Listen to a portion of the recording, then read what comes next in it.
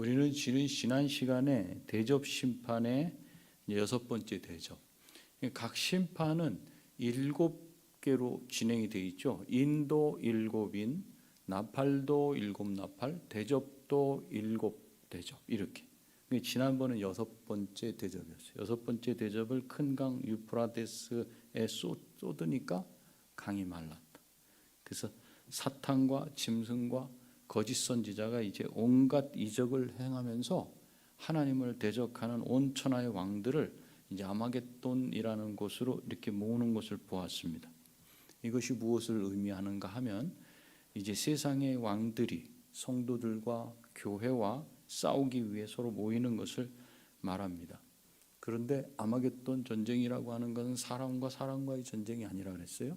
하나님과 악한 신, 또 그들을 따르는 졸개들과 이 영적 싸움이라고 그랬어요. 그래서 장소가 이스라엘에 있는 그 무깃도 그곳이 아니다, 이렇게 말씀을 드렸고, 이 하르메기돈이라고 하는 아마겟돈, 무깃도 산이라고 하는 이 전쟁의 특징이 무엇인가?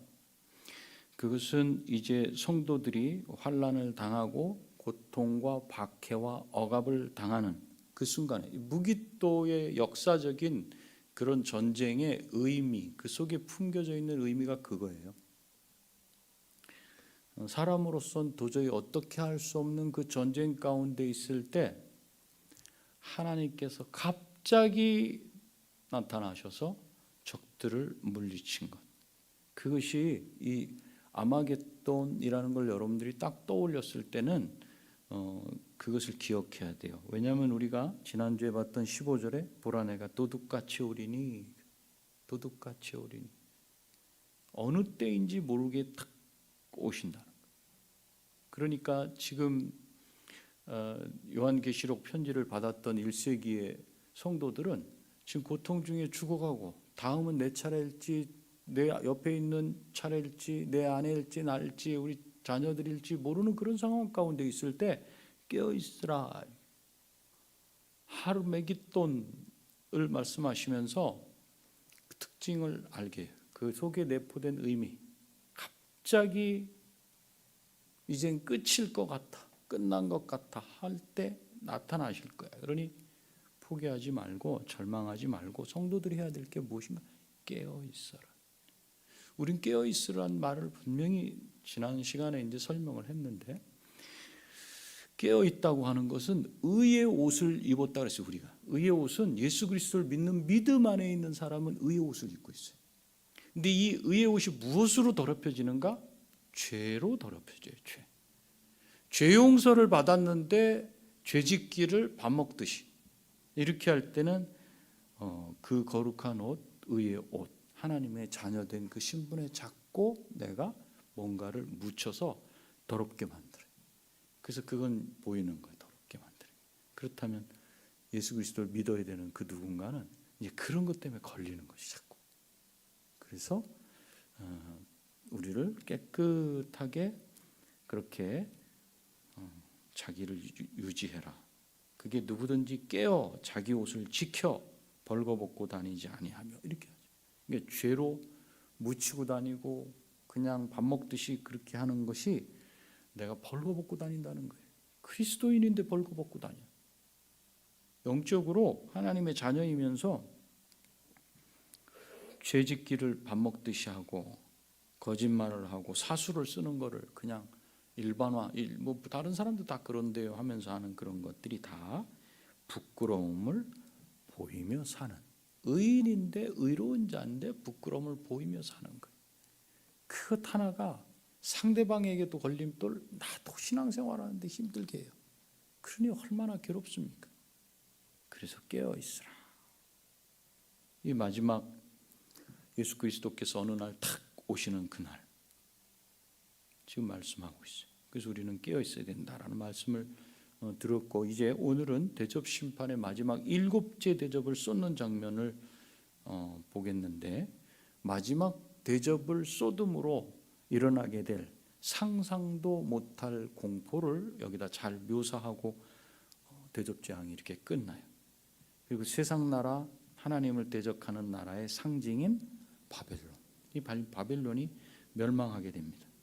그래서 바벨론을 기뻐하고 거기에 쏙 매력을 느끼고 그 속에 쏙 빠져서 그 시스템대로 살고 즐기던 자들은 이제 다 망하게 됩니다. 결국 완전하게 이 바벨론이 폐허가 되는 것을 오늘 볼 수가 있어요. 17절 말씀을 보시면 일곱째 천사가 그 대접을 공중에 쏟아요. 공중. 여기서 공중 개혁판에는 또 뭐 공기 이렇게 표현해 있어요. 근데 공중이란 말은 우리가 알기를 땅과 저 하늘과 사이 이 공간을 보통 공중 이러는데 우리 눈에 보이는 이 공중을 말하는 것이 아닙니다. 우리 눈에 보이는 공중에다가 뭐 대접을 쏟았다면 그 공중에서 무슨 이제 이 뒤에 우박도 나오는데 그러면 거기에 뭐 새들이 뭐 날아가든 짐승들이 죽었다든지 뭐 이런저런 게 있어야 되는데 그런 것도 없고 마지막 심판을 공중에다가 이 대접을 쏟았다는 것에 대해서는 이걸 우리가 해석을 잘해야 되는데 에베소서 2장 2절에 가보면 우리는 죄로 죽었던 자들이다 하면서 2절에서 그때 너희가 그 가운데서 행하여 이 세상 풍속을 잡고 쫓고 공중의 권세 잡은 자를 따랐으니 곧 지금 불순종의 아들들 가운데 역사하는 영이라 이렇게 되죠. 여기도 보면은 이 공중의 권세 잡은 자 이렇게 나와요. 그러니까 공중에 쏟았다는 그 뜻은 공중 권세를 잡은 자, 사단이 다스리고 영향력을 행사하는 그 영역, 그 사단의 고난 안에 허락된 그 영역에 사는 거기다가 쏟는 거예요. 그렇기 때문에 가장 마지막 재앙인 이 일곱 번째 대접을 쏟는 재앙은 모든 악의 근원이 되는 사단에게 직접적인 타격을 가하는 심판을 말해주고 있어요. 그러니까 지금 이 심판을 사람이 당하는 심판으로만 이해를 하게 되면 나는 그 심판에서 벗어나고 나는 천국으로 간다라고 생각만 하고 끝날 수 있지만 이 초점을 가만히 보세요. 지금 하나님이 누구한테로 이것을 향해서 갖고 가시는지. 사람을 꿰고 그랬던 그 사단, 마지막 그 사단을 다 정리하는 것으로 하나님이 심판이 끝나는 거예요. 그리고 보니까 일곱째 대접이 공중에 쏟아지니까 뭐라고 그래요? 큰 음성이 성전에서 보좌로부터 난다. 이제는 성전에서 보좌로부터 난다. 그러면 출처가 누구다? 이런 의미는 이제 이해하실 수 있죠. 아, 누가 하셨다 이렇게 하나님이 하셨다는 거죠. 나서 이르되 뭐라구나 되었다 이렇게 나오죠. 큰 음성이 보좌에서 성전에서 보좌로부터 나는데 되었다 하나님의 음성이 나와. 이 되었다는 말씀은 지금까지 나팔 대접 6가지 심판 속에서는 나오지 않았던 표현이에요. 그러니까 오랫동안 참아오시던 하나님의 이 최종적이고 완전한 진노의 나타내심이 이루어지는 심판날이 되었다. 이걸 뜻해요. 이 표현은 요한이 들을 때 아직 이루어지지 않은 미래의 이야기였어요. 근데 표현 자체는 되었다, 완료형으로 이렇게 사용했어요. 무슨 뜻이에요? 이미 이루어졌다. 하나님의 말씀은 완료로 쓰는데 미래에 있을 일을 완료로 써요. 왜? 하나님은 시건을 하시지 않아요. 변함이 없으신 분이에요. 그러니까 한번 해보시고 그때 가서 상황 봐서 바꾸고 이러시는 분이 아니에요. 그러니까 말씀, 입에서 말씀이 나오면 그건 그대로 이루어져요. 시간의 문제예요. 그렇기 때문에 하나님께서는 완료를 하시는 거예요. 완료형으로 쓰는 거예요. 되었다. 예수 그리스도께서도 십자가에 달리셨을 때 신 포도주를 딱 받으시잖아요. 해흉에 묻힌 신 포도주를 여기다가 딱 이렇게 묻히잖아요. 마취 안 아프게 하려고. 근데 그것을 받으신 후에 하신 말씀이 요한복음 19장 30절에 다 이루었다 이렇게 하셨어요. 십자가에서 하신 게 아직 돌아가시지도 않았고 부활하시지도 않았어요. 그런데 거기 계시며 다 이루었다 하시고 돌아가셨어요. 아직 뭔가 된 것도 아무것도 없어. 아직 사흘도 안 지났고 다 이루었다. 그것과 마찬가지. 예수님이 아직 죽으시지도 않았고 부활하시지도 않았는데 하나님의 뜻이 십자가상에서 다 이루어졌다 말씀하신 그대로 이루어진 것처럼 일곱째 대접이 공중에 쏟아지니까 하나님의 진노가 다 이루어졌다 이렇게 말씀하는 것과 같아요. 그러니까 되었다라는 말씀만 딱 들어도 고난 가운데 있는 성도 입장에서는 하나님은 반드시 이루시는 분이야. 이러면 성도가 지금 환난 중에 있다 할지라도 그 말씀을 딱 믿는 사람이라면, 하나님이 어떤 분이신지 알고 이 말씀을 딱 하셨다는 걸 믿는 사람이라면 거기서 위로를 받지 않겠어요? 편지를 읽고 듣는 당시의 성도들, 아직 아무런 일도 일어나지 않아요. 하나님의 말씀이 더딘가. 내 눈앞에 있는 내가 건너야 될 그 고난의 강 안 건너고 싶어요. 내가 감당해야 될 그 고난의 밭, 가시밭길 나는 안 걷고 안 가고 싶어요. 여러분들은 여러분들의 자녀가 그 가시밭길 가는 거 여러분 보고 그래 누구나 겪어야지 말은 그렇게 해도 그리 보내고 싶어요? 자기 자신도 안 가고 싶어요. 그렇지만 그걸 바라보면은 힘들어요. 그걸 내 눈앞에 내가 내디뎌야 될 발, 끝나고 돌아가서 내가 또 감당해야 될 풀어지지 않은 숙제, 그거 하려면 힘들어요. 그런데 그걸 보지 말고 다 되었다, 다 이루었다 하시는 그 하나님의 말씀을 붙잡는 거예요. 그걸 붙잡으면 지금의 가시밭길을 걸을 수 있어요. 저 길을 보니까. 그러나 여기를 보면 못 들어가요. 여러분 주사바늘 보세요. 아파하고 보고 있어요. 그러나 이걸 꼽고서 내가 회복될 걸 생각하고 좀 더 멀리를 보면 볼 수 있는 거죠. 우리는 하나님의 말씀을 보는 거예요. 그래서 지금 그들이 받았던 위로 우리도 지금 동일하게 받고 있어요. 그리고 요한은 번개와 음성들과 우레소리와 지금까지 있었던 한 번도 경험하지 못했던 그 어떤 지진보다도 큰 지진을 목격해요. 18절 보니까 번개와 음성들과 우레소리가 있고, 이건 앞에서 나왔던 부분이에요. 지진도 있었어요. 그런데 여기는 얼마나 큰지 사람이 땅에 있어 온 이래로 이같이 큰 지진이 없었더라. 그런 지진이 있을 거라는 거예요. 그리고 19절에 큰 성이 세 갈래로 갈라지고, 이제 삼 하면 무슨 뜻인지 의미가 되죠? 이해할 수 있죠? 완전하다는 거예요. 만국의 성들도 무너지니 큰 성 바벨론이 하나님 앞에 기억하신 바 되어 그의 맹렬한 진노의 포도주 잔을 받았다. 한 번도 본 적이 없는 이런 큰 지진으로 큰 성 바벨론이, 그 결과 뭐예요? 지진이 일어난 결과가 큰 성 바벨론이 세 갈래로 갈라져요. 완전히 갈라진다. 물론 여기서 이 사용된 큰 성 바벨론이라는 표현은 당시에는 로마를 염두에 두었을 것입니다. 각 시대별로. 그러나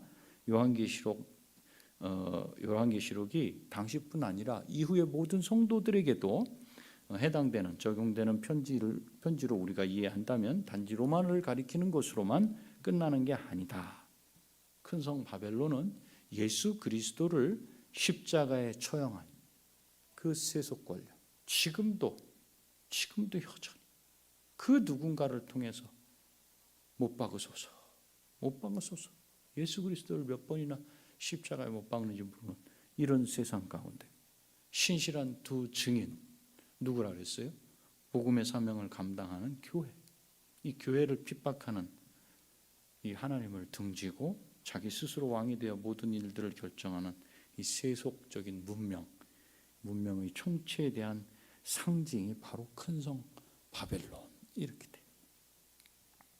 그러나 하나님을 대적하는 세력들은 완전히 파멸을 당하게 된다는 것을 오늘 말씀을 통해서 우리가 봐요. 큰 성이 세 갈래로 갈라진다.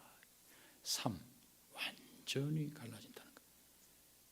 큰 성 바벨론이 완전히 무너지자 만국의 성들도 무너집니다. 이 만국의 성들을 그 큰 성 바벨론에 붙어서 그들에게 복속돼서 그들처럼 하고 살았던 그 많은 나라들, 그 추종 세력들, 이렇게도 말도 하고, 또는 만국의 성들도 이 바벨론을 큰 성 바벨론을 말하는 것이다 해서 같은 의미다, 같은 실체를 가리킨다라고도 이렇게 말을 합니다. 이 만국의 성들의 파멸은 큰 성 바벨론의 멸망에 동반된 도미노 현상과 같이 넘어져요.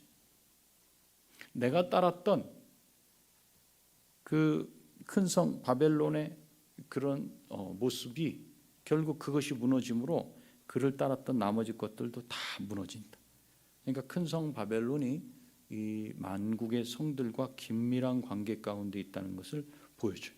무슨 뜻이냐면 이 세상에 마귀가 잡고 있는 그 어떤 문화나 어떤 문명 세력을 좋아서 쫓고 있는 이 작은 어떤 그런 세력들이 그것이 무너짐으로써 그냥 다 도미노처럼 무너진 그런 것들을 지금 말하고 있고, 그 긴밀한 연관 관계 가운데 살아가고 묶여 있다.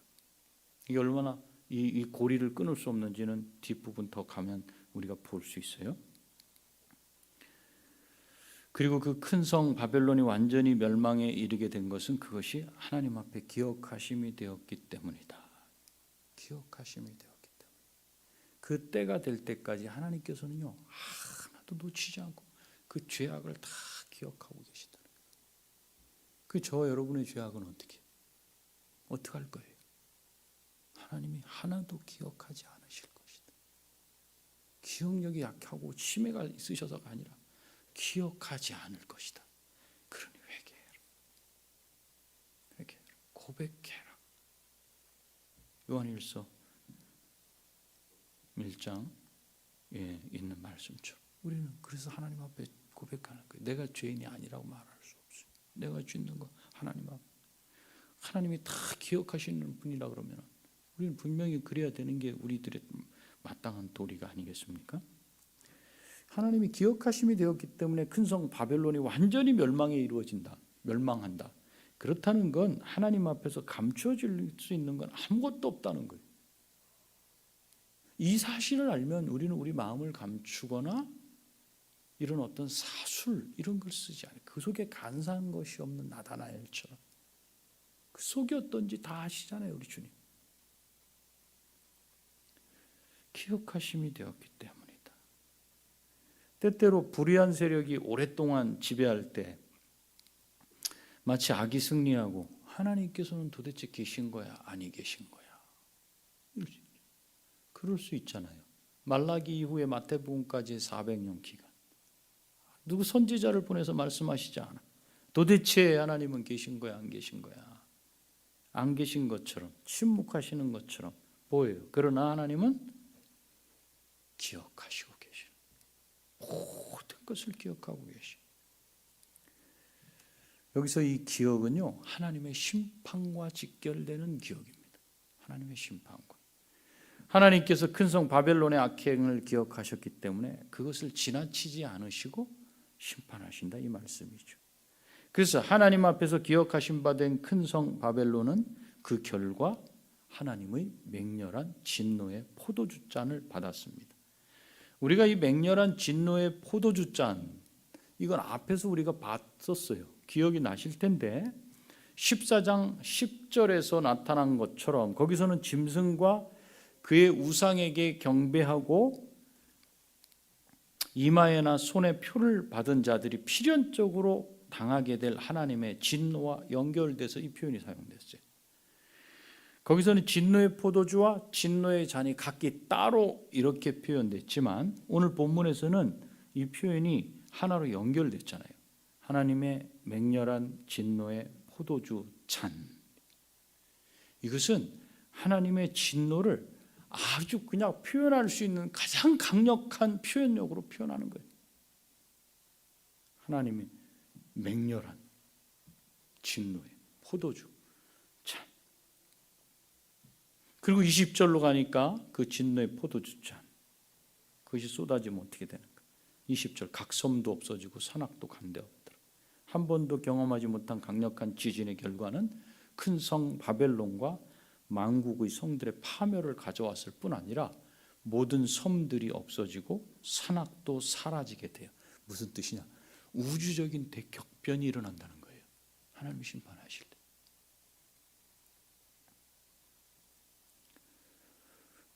그러면 이거 어떡하지? 이거 다 그러면 이 우주 과학자들이 그냥 은하계부터 시작해갖고 도저히 이것을 캘래도 캐내지 않는 이 신비로운 우주를 다 엎으신단 말이야. 지구를 다 엎으신 그럼 또 어떡하시지? 걱정할 수 있죠 우리가. 걱정을 한번 해보라는 거예요. 이건 제가 해석한 거. 걱정을 한번 해보세요. 왜 이런 표현을 썼나? 창조주시라는 거예요. 창조주.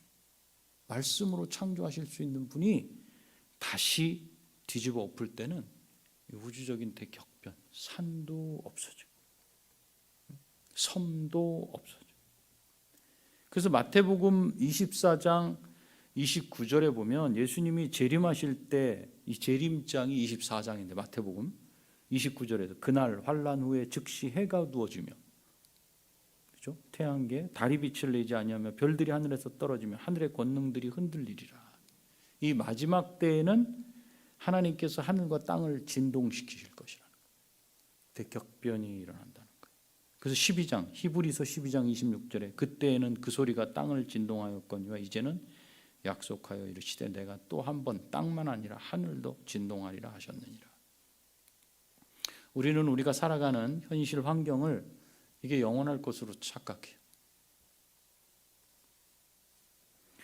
그런데 이 땅에는 영원한 것이 존재하지 않죠. 이 세상이 전부인 것 같이 여기고 살아가고 있는 그리스도인들도 없지 않아 있어요. 왜요?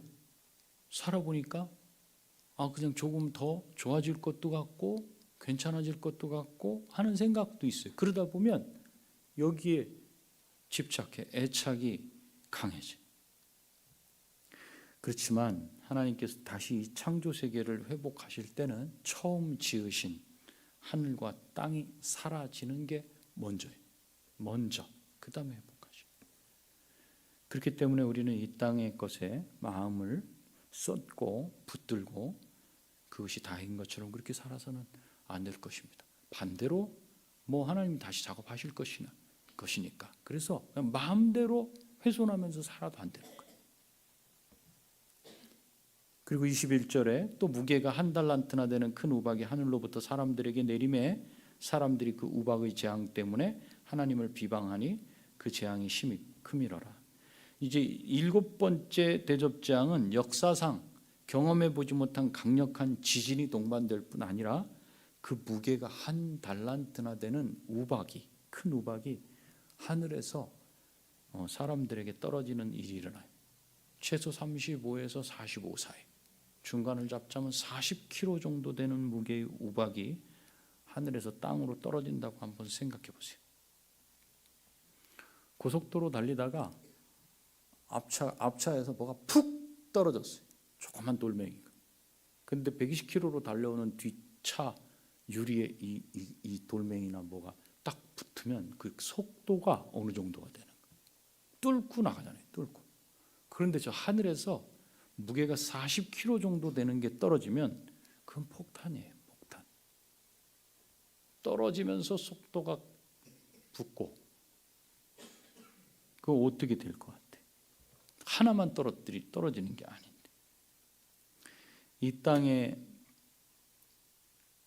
남는 건 아무것도 없을 거예요. 그렇게 돼. 이미 계시록 11장 19절에서 큰 우박이라는 표현이 나왔어요. 그것이 얼마나 큰지 구체적으로 언급이 없었습니다. 그런데 7째 대접재앙에서 나타나는 우박의 크기, 그 무게, 그 무시무시하죠. 구약에서 이 구약을 잘 알고 있는 당시의 성도들은 이 우박이 무엇으로 쓰였는지를 잘 알아요. 하나님의 심판 도구로 사용됐어요. 여호수아 대표적으로 여호수아 보면 여호수아가 아모리 족속의 5 왕들과 싸울 때 여호와께서 하늘로부터 뭘 보내셨는가? 큰 우박덩이를 보내셨어요. 그걸 떨어졌어요. 그래서 승리하게 하셨어요. 그래서 이스라엘 자손이 칼에 죽은 자보다 우박에 죽은 자가 더 많았다. 여호수아 10장 11절 이렇게 기록하고 있거든요. 심판할 때 요한계시록에도 우박이 하나님의 심판 도구로 나타나요. 그래서 첫째 나팔 재앙에서도 피 섞인 우박이 떨어졌어요. 8장 7절. 그래서 이 우박재앙은 단순하게 상징이 아니었어요. 직접 구약에서는 그런 일들도 있었고, 이처럼 요한이 상징적인 표현으로 우박재앙을 묘사했을 가능성, 그거는 희박할 것이다. 이건 진짜 실제로 그럴 것이다. 뭐 최근엔 어디에 중국에선가요? 뭐 주먹만한 우박이 떨어져 가지고 유리창이 깨지고 그런 게 뉴스에 또 나오지 않았어요? 마지막 날 하나님께서는 역사상 전례가 없는 강력한 우박으로 심판하실 겁니다. 그런데 이 우박이 하늘로부터 사람들에게 떨어졌을 때 사람들이 어떤 반응을 나타냈는지 참 당황스러워요. 21절 보시니까 사람들이 그 우박의 재앙 때문에 하나님을 비방하니 그 재앙이 심히 크미로라. 우박이 떨어지니까 사람들이 어떻게 했어요? 하나님을 비방한다. 이게 무슨 뜻이냐? 저주했다. 우박이 떨어지니까. 그러니까 사람들은 지금 엄청난 재앙을 당하면서도 회개하지도 않고 도리어 우박으로 인해서 우박 재앙 때문에 하나님을 저주했다 그래요. 하나님의 심판의 손길을 분명히 보면서도 하나님이 주권자 되시는구나 인정하지 않아요. 아무리 연구를 해도 이건 도대체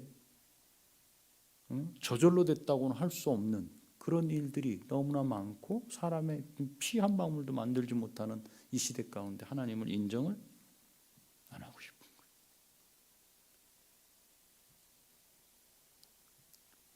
극한 고통 가운데 처해지면서도 하나님께 돌아오기를 거부합니다.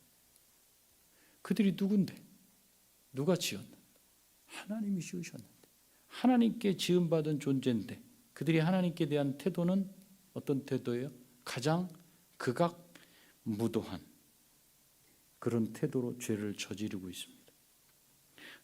안타깝게도 사람들은 아까 말씀드린 대로 지금 당장 겪는 고통이에요. 예수님의 좌우편에 있었던 강도, 그 한 강도는 자기 눈앞에 있는 이제 죽는구나, 인생이 끝이구나, 그거 너머를 볼 수 있지 않았어요. 그래서 구원받지 않았어요.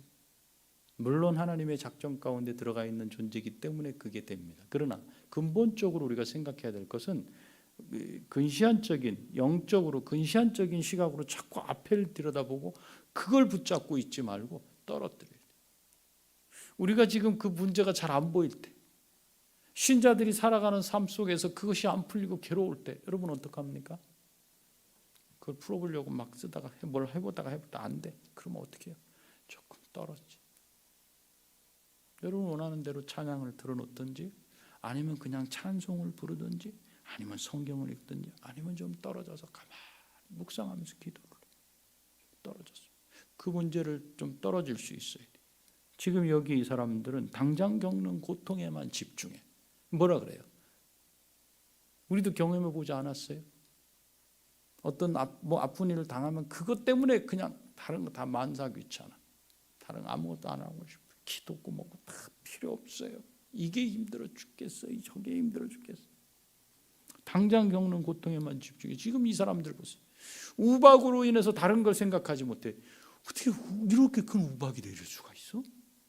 도대체 이건 누가 이렇게 일으키는 거야? 그 고통을 주관하시는 하나님께 돌아와서 회개하지 않아. 눈앞의 고통, 눈앞의 문제에만 사로잡혀서 하나님을 저주해요.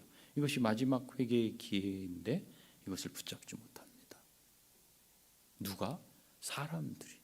누가 사람이에요? 저와 여러분 다 똑같은 인성을 가진 사람들이. 사람들을 향한 하나님의 심판이 1차적으로는 심판의 목적이 있는 게 아님을 지금까지 계속 봐왔어요. 그들의 회개를 촉구하는 데 있음을 우리가 생각해 볼 때 여기서 심판받는 사람들이 보이는 이런 태도는 하나님께서 그들을 심판하는 것에 대한 정당성을 그대로 부여해요. 아무도 거기에 대해서 하나님 좀 심하지 않습니까? 할 수가 없어요. 그리고 짐승의 거짓 영에 사로잡힌 사람은 자기 스스로 그 길에서 돌아설 수 있을 것인가? 그걸 불가능하다는 걸 우리가 볼 수 있습니다. 즉 지성이 회복되지 않으면, 그래서 무엇에 따라 움직여요? 감성, 감정, 정서에 따라 움직이는 그 삶을 살게 되면 그 지성의 자리에 거짓이 들어가요. 사단이 심어놓은 거짓이 들어가요. 그것이 진리라고. 그것을 알고 그렇게 살다가 진리의 말씀을 선포하신 하나님의 말씀은 계속해서 거절을 하게 됩니다. 나의 시스템이 어떻게 되어 있는지를 스스로 봐야 돼요. 결국 하나님을 저주해요.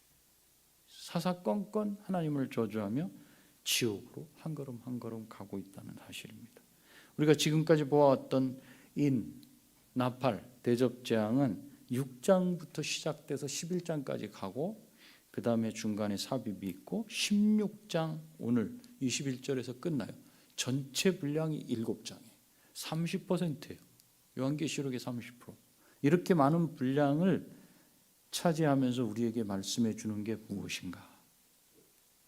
그것은 이 세상이 결코 영원하지 않다는 사실을 말해줘요. 그리고 당시 입장으로 돌아가자면 악은 절대로 성공을 거두지 못하며 하나님의 공의가 반드시 승리할 것이라는 걸 보여줘요. 즉 지금까지 보아왔던 인, 나, 대 재앙은 하나님의 심판이 악의 세력을 가만 놔두지 않고 반드시 제거할 것이다 라는 것을 말씀해요. 그러나 그것으로만 끝나지 않죠. 하나님의 심판의 궁극적인 목표는 악의 세력을 제거함으로써 이제 새로운 새하늘과 새 땅, 신천신지라고 하는 새 예루살렘이 올 것을 준비시키는 거예요. 우리는 새 하늘과 새 땅을 바라보는 거예요. 이제 말씀을 맺겠습니다. 하나님을 대적하는 사람들은 반드시 멸망할 수밖에 없습니다.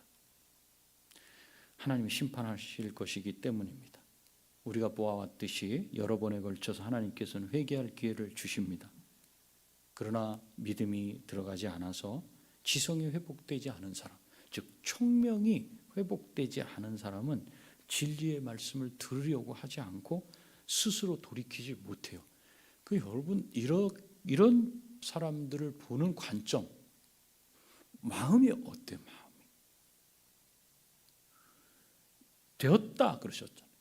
이미 다 끝났다 이렇게 말씀하시는데 지금 그대로 갈 게 눈에 보이는데 그들을 향해서 내 마음속에 어떤 마음이 일어나나. 애굽에 일어났던 열재앙에도 바로가 어땠어요? 마음을 바꿨어요? 안 바꿨어요. 결국은 홍해 바다로 들어가지 않습니까? 하나님을 대적하는 사람들은 자기 영혼의 주권을 하나님이 아니라 사단에게 내어 주었어요. 이 사단이라고 하면 또 막연할 수 있죠. 더 분명하게 말하면 사람을 하나님께로 가지 못하도록 유혹하고 미혹하고 망하게 하는 그것에 내어 주었다고 말해요. 뭐 이 시대에 그런 말 있잖아요. 영혼까지 끌어모아서 넣었다. 이 시대가 정확히 말해줘요. 영혼까지 끌어모아서 어디다 넣어요? 내 살 것은 내가 준비하는 곳에다 넣었다. 돈에다 넣었다. 부에다 넣었다. 명성에 넣었다. 권력에 넣었다. 사단이라 그러면 막연하니까 구체화시킨다면 이렇게 될 수 있어요. 그것에 영혼을 맡기면 나올 수가 없습니다. 갈수록 더 심해져. 그러나 이 무시무시한 하나님의 심판은 누구에게 주어지는가? 믿지 않는 자들에게 주어질 것이고 하나님의 자녀들은 모든 악의 세력으로부터 하나님께서 완전히 구원해 내실 것이라는 사실을 여러분 믿으시기 바랍니다. 흔들리지 마세요. 이처럼 하나님의 심판은 양면성이 있어요. 그렇기 때문에 우리는 이 땅의 혼돈스럽고 악한 상황을 절망적인 눈으로만 보지 말고 믿음의 눈으로 봐야 돼요. 이제 다 버스가 곧 온다는 사실을 확실히 믿고 있는 사람은 준비하겠죠. 버스 타려고. 그렇지만 오긴 온다는데 올까? 이러고 있는 사람들은 준비를 안 해요. 그러다 빠방 그러면 어떻게 해요? 아이고 내 보따리 하다가 버스는 떠나버리는 거예요. 우리는 이 세상을 바라보는 눈이 그래서 절망적인 눈으로만 보면 안 돼요. 또 이 세상이 뭔가 다 해줄 것 같이 그렇게 봐도 안 돼요. 떨어져서 볼 수 있어야 돼요. 믿음의 눈으로 볼 수 있어야 돼요. 그러기 위해서 우리는 어떻게 해야 되는가? 믿음을 순결하게 유지하고, 그걸 유지하면 긍휼히 여기는 마음이 여기서 살아나요. 긍휼히 여기는 마음이 살아나야 돼. 하나님께서는 이 재앙이 이미 이루어졌다고 말씀하셨어요. 우리는 그 말씀을 그대로 믿고 살아가는 사람들입니다. 우리가 하나님의 말씀을 믿고 살아가는데 이 세상 문명은 우리를 계속 유혹합니다. 서서히 우리 믿음의 문빗장을 열어젖히게. 얼마나 여셨어요. 끝까지 참고 견디고 하나님께 도움을 구하기를 바랍니다. 우리는 요한계시록을 보면서 악의 세력들이 수없이 고통당하는 장면을 봤어요. 그러나 지옥의 고통은 그것과는 비교가 되지 않을 정도로 극심합니다. 그 길로 걸어가는 자들을 보면서 우리 마음이 과연 어떠해야 되겠는가?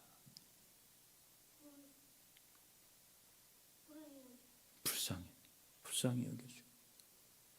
우리는 하나님의 다스림 가운데 있는 하나님 백성입니다. 하나님의 말씀이 우리에게 전해질 때 마음을 닫고 말씀을 무시하지 말고 하나님께 우리는 두 손 들어야 돼요. 매 예배 때마다, 매 성경을 볼 때마다 주님, 제가 주님께 두 손 들겠습니다. 하나님께서 세 차례에 걸쳐서 심판하심에도 불구하고 끝까지 고집스럽게 하나님을 모독하고 저주하는 자들처럼 되어서는 안 됩니다. 우리를 위해 십자가의 고통, 수모, 모욕을 모두 견디신 그리스도 예수를 마음속에 품고 남은 삶을 잘 견디며 하나님의 백성답게 살아내시는 저와 여러분 다 되셨으면 좋겠습니다. 기도하십시다. 주님, 우리도 우리 앞에 닥친 일 속에 쏙 빠지면 만사가 귀찮고 아무것도 하고 싶지 않고 우울해지는 그런 단계에 들어가기도 합니다. 주님, 우리가 이 세상이 악하고 험하고 혼란스럽다 할지라도 절망적으로 보지 아니하고 그 가운데 건져야 될 자를 건지기를 원하시고 부르시는 하나님의 그 음성을 따라서 그 마음 품고 우리도 세상을 믿음의 눈으로 바라보게 하여 주시옵시고, 악한 세상은 반드시 하나님의 심판 가운데 들어가며 믿는 자들은 하나님 나라 새하늘과 새 땅에서 영원히 살게 될 것임을 기억하고 이 땅의 잠시뿐인 고통과 아픔에 우리 마음을 다 쏟아내지 아니하도록 도와주시옵소서. 또 하나님 품에 안기지 못한 자들을 바라보는 불쌍한 마음, 긍휼히 여기는 마음이 우리 안에 있도록 인도하여 주시옵소서. 끝까지 의의 옷을 깨끗하게 유지하는 신자가 다 되도록 복을 내려 주시옵소서. 예수님의 거룩하신 이름으로 기도드립니다. 아멘. 하늘에 계신 우리 아버지여, 이름이 거룩히 여김을 받으시오며 나라가 임하시오며 뜻이 하늘에서 이루어진 것 같이 땅에서도 이루어지이다. 오늘 우리에게 일용할 양식을 주시옵고 우리가 우리에게 죄 지은 자를 사하여 준 것 같이 우리 죄를 사하여 주시옵고 우리를 시험에 들게 하지 마시옵고 다만 악에서 구하시옵소서. 나라와 권세와 영광이 아버지께 영원히 있사옵나이다. 아멘.